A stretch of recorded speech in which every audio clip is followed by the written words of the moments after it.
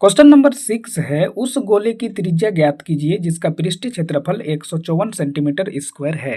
तो बच्चों यहाँ पर हमें क्वेश्चन में गोले का पृष्ठीय क्षेत्रफल दिया हुआ है, हमें निकालना है त्रिज्या यानी आर। तो मैं यहाँ पर लिखता हूँ गोले का पृष्ठीय क्षेत्रफल बराबर 154। अब भैया गोले के पृष्ठीय क्षेत्रफल का फॉर्मूला क्या होता है, 4 पाई आर स्क्वायर। तो मैं यहाँ पर लिख लेता हूँ 4 पाई आर स्क्वायर बराबर में ये 154, इसके आगे एज इट इज आ गया। तो चलिए अब वैल्यू पुट करते हैं। तो सबसे पहले यहाँ पर 4 आ गया, गुना में पाई का मान हो गया भैया 22/7 गुना में आर स्क्वायर। तो भैया आर ही हमें निकालना है, तो आर का वैल्यू है नहीं, तो हम यहाँ पर आर स्क्वायर को आर स्क्वायर ही रहने देते हैं और बराबर में ये 154 इसके आगे एज इट इज आ जाएगा।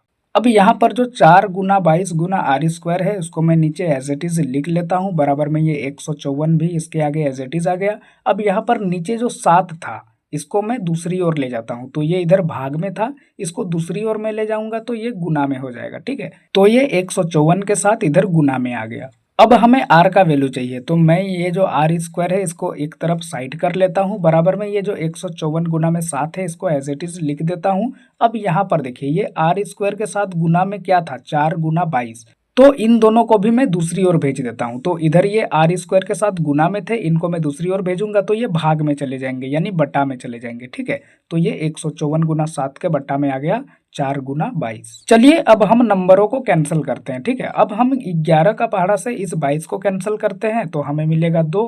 अब ऊपर में 154 को भी 11 का पहाड़ा से कैंसिल करते हैं तो हमें मिलेगा 14। अब यहाँ पर ये वाला 2 से ये 14 भी कैंसिल हो जाएगा 7 बार में। अब जो वैल्यूज बच गई है उनको मैं नीचे लिख लूंगा, तो ये आर स्क्वायर यहाँ पे एज इट इज आ गया। अब यहाँ पर देखिए यहाँ पर क्या बचा है, ये वाला 7 और ये वाला 7 यानी 2 7 बचा है। ठीक है, तो मैं इसको यहाँ पर लिख लेता हूँ 7 गुना 7। अब यहाँ पर देखिए नीचे हमारा बच गया है 4। ठीक है, तो 4 को हम थोड़ा सा तोड़ के लिखेंगे, कैसे लिखेंगे, 4 को हम लिखेंगे 2 गुना में 2। ठीक है, तो मैं यहाँ पर बटा में लिख देता हूँ 2 गुना 2।